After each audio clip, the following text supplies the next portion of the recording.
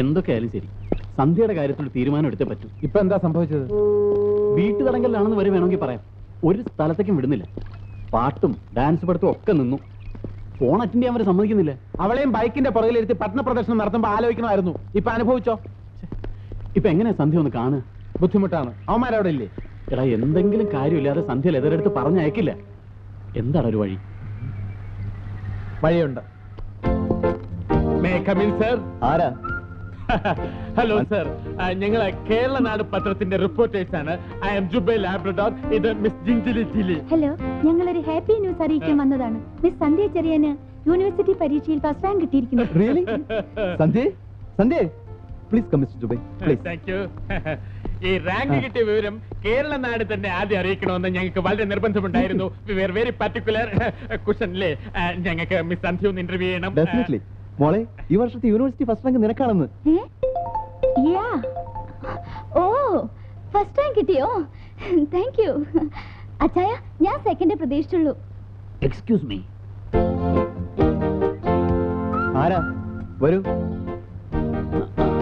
ഞാൻ പല പ്രാവശ്യം ഫോണിൽ കോൺടാക്ട് ചെയ്യാൻ ശ്രമിച്ചു, പക്ഷേ ഫോൺ ഔട്ട് ഓഫ് ഓർഡർ ആയിരുന്നു. Anyway, hearty congratulations miss Sandhya Cherian. Let me introduce myself. I am M.M. Thorapanangadi, double M.A. M.J. Assistant Editor, Kerala Herald Daily. Sorry, എനിക്ക് ഒട്ടും സമയമില്ല. ഒരു 5 മിനിറ്റ് എനിക്ക് തരണം. മിസ് സന്ധ്യ ഒന്ന് ഇന്റർവ്യൂ ചെയ്യാം. No, this is Sandhya Cheriyan. I am sorry, Sandhya. Mister Thorappan, തിരക്ക് ഞങ്ങൾക്കുണ്ട്. ഞങ്ങളാണ് ആദ്യം വന്നത്. കേരളനാട് ഇന്റർവ്യൂവിന് ശേഷം മതി ഹെറാൾഡോ അംബാസിഡറും ഒക്കെ. ചിരിക്കല്ലേ. നിങ്ങളല്ലാതെ തീരുമാനിക്കേണ്ടത് മിസ് സന്ധ്യയാണ്. എങ്കിൽ സന്ധ്യ പറയട്ടെ.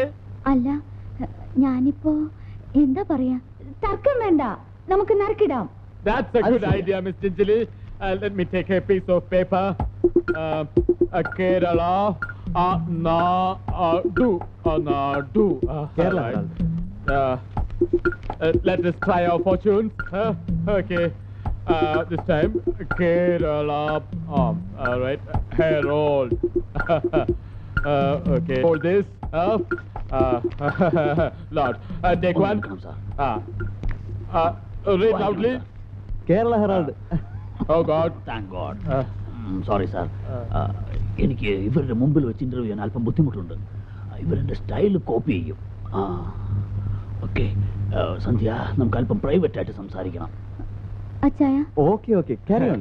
അവരെ പിണക്കേണ്ട, അതൊരു തുക്കട മഞ്ഞ പത്രമാണ്. അറിയല്ലേ? ആരെന്തൊക്കെ സ്വകാര്യ ഇന്റർവ്യൂ എടുത്താലും ഞങ്ങളുടെ കേരളനാട് കവർ ചെയ്യുന്ന മാതിരി വരില്ല. White coverage, white canvas, excellent photography അല്ലേ മിസ് ജിഞ്ചലി? ബൈ സാർ എന്ത് ചെയ്യുന്നു? എന്താ നോക്കുന്നത്?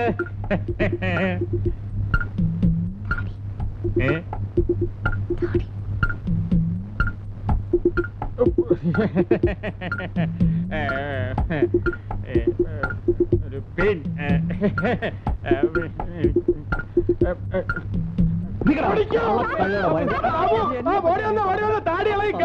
ഞാൻ അപ്പോഴേ പറഞ്ഞതാ. ഓടിക്കോ. എന്തിനും പരിഹാരം ഉണ്ടാക്കാൻ കാര്യം സമാധാനത്തിൽ ഓടിക്കോ. നിങ്ങളാ അവിടെ റാസ്കൽ. സന്ധ്യ.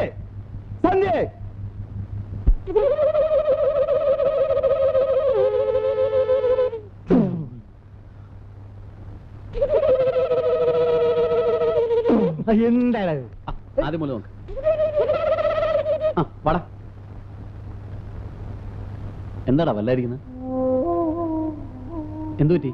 എല്ലാം പോയടാ. മല്ലികയുടെ വിവാഹത്തിന് വേണ്ടി ഒരുക്കിയിരുന്ന സ്വർണം മുഴുവൻ കള്ളന്മാര് കൊണ്ടുപോയി. പോലീസിൽ അറിയിച്ചില്ലേ? അറിയിച്ചു. അവര് വന്നെന്തൊക്കെയോ കുത്തിക്കുറിച്ചു പോയി. 15 പവൻ തയ്ക്കാനായി ഞാൻ പാടുപെടുകയായിരുന്നു. നീ വിഷമിക്കാതിരിക്കെ. പറഞ്ഞ തീയതിക്ക് എന്നെ വിവാഹം നടത്താമെന്ന് ഞാൻ അമ്മയ്ക്ക് വാക്ക് കൊടുത്തിരുന്നതാ.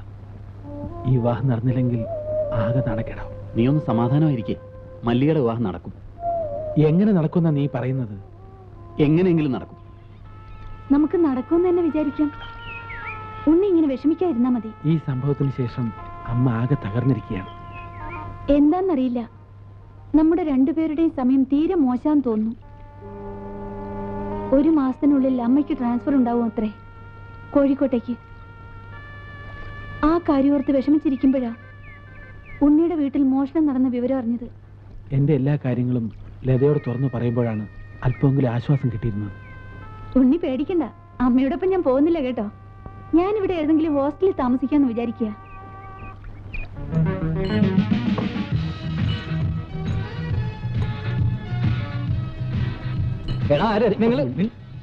എടാ ആ പാവം അവിടെ കൊണ്ടുവച്ചിട്ട് അത് അവിടെ തന്നെ ഉണ്ടോ നമ്മൾ ആരും അവിടെ ചെന്നൊന്നും നോക്കിയില്ലല്ലോ. പാവ എവിടെ ഉള്ള പോലും നമ്മൾ ആരും ഓർക്കില്ല, അത് വേറെ ഒരു കുഞ്ഞിനും അറിഞ്ഞൂടാ, പിന്നെ എന്തോ അത്ര നോക്കാൻ. എടാ ഉണ്ണിയുടെ സഹോദരിയുടെ കല്യാണം അടുത്ത് വരികയല്ലേ, നമ്മൾ എന്തെങ്കിലും സഹായിക്കണ്ടേ? ഈ മാസം 1-2 പ്രോഗ്രാം കൂടെ കിട്ടിയിരുന്നെങ്കിൽ അച്ഛനോട് പറഞ്ഞിട്ട് ആ കാശ് അഡ്ജസ്റ്റ് ചെയ്ത് കൊടുക്കായിരുന്നു. അച്ഛനോട് അത് പറയാതെ കുഴപ്പമുള്ളൂ, അച്ഛൻ നമ്മളെ പിഴിയാൻ നടക്കുകയാണ്. അത് ശരിയാ.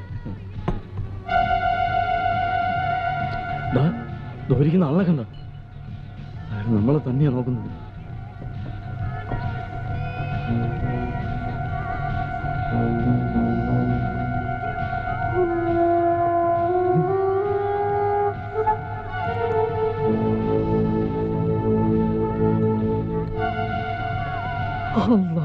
വെള്ള ഷൂസും വെള്ള പാന്റ് അന്ന് നമ്മൾ അവിടെ കണ്ട ആളാടാ. അയാളുടെ വയസ്സ് നോക്കിക്കടാ, ഹിന്ദിക്കാരനാടാ. ഇയാളാടാ അന്ന് ഹിന്ദിയിൽ ആരോ വഴക്ക് പറഞ്ഞു കേട്ടത്. അയാൾ നമ്മളെ തന്നെയാണ് നോക്കുന്നത്.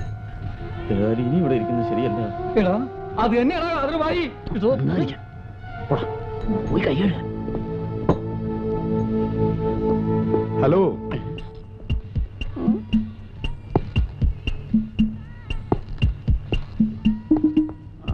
ഹലോ, എന്തൊക്കെയുണ്ട് വിശേഷങ്ങൾ?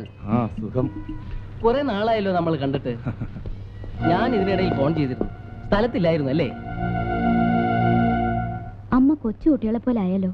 ഈ മരുന്ന് കുടിച്ചേ. എനിക്കൊന്നും വേണ്ട മോളെ. ദൈവമേ, എന്റെ മോളുടെ ഗതി ഇങ്ങനെ ആയല്ലോ. എനിക്കൊരു ദുഃഖവുമില്ല. അമ്മ മനസ്സ് വിഷമിച്ചൊന്നും വരുത്തി വെക്കണ്ട. എന്താ മരുന്ന് കഴിക്കുന്നില്ലേ?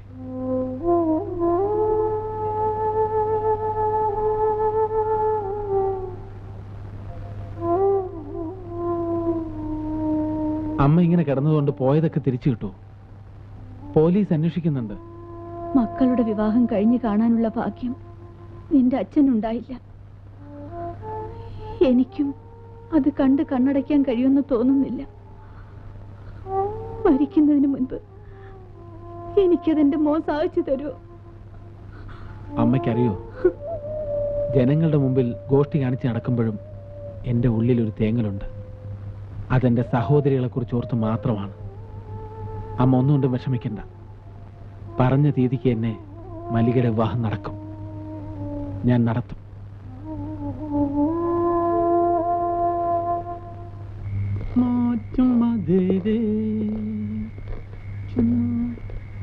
എടാ സെന്റ് തെരേസാ സ്കൂളിന്റെ ഹോസ്റ്റൽ അതല്ലേ? അത് അതിനപ്പുറത്താ. അതിന്റെ അപ്പുറത്താ. എല്ലാം നല്ല ഉറക്കമായിരിക്കല്ലേ?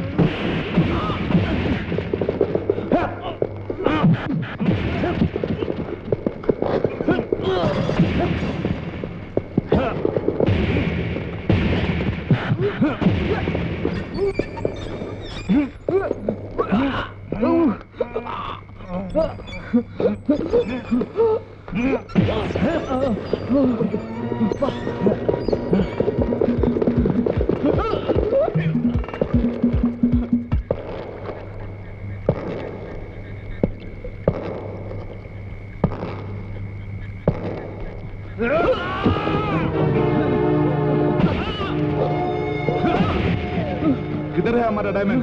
മലയാളത്തിൽ പറയൂ. എവിടെയാ എന്റെ ഡയമണ്ട്? പറയാ പട്ടി.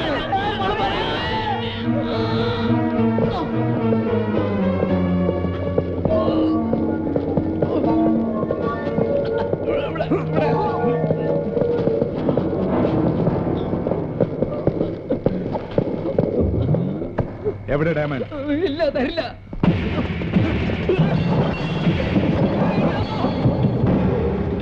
എടുക്കടാ. എടുക്കാൻ. എടുക്കടാ. എടുക്കണം.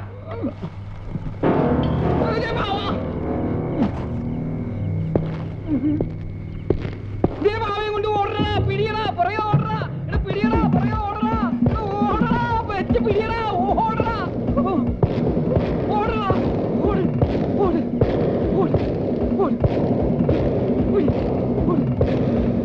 ഓടറാ, ഓട്, ഓട്, അവനെ കൊന്നേ. ഇതെന്താണ്? നിസാമേ, അയ്യോ കാലമായി എവിടെ? ഓ വല്ല സ്വപ്നവും കണ്ടിട്ട് മനുഷ്യനെ തള്ളി താഴ്ത്തിടും. നിന്നോട് ഞാൻ പല പ്രാവശ്യം പറഞ്ഞിട്ടില്ല ഇവിടെ ഒന്ന് കിടക്കരുതെന്ന്.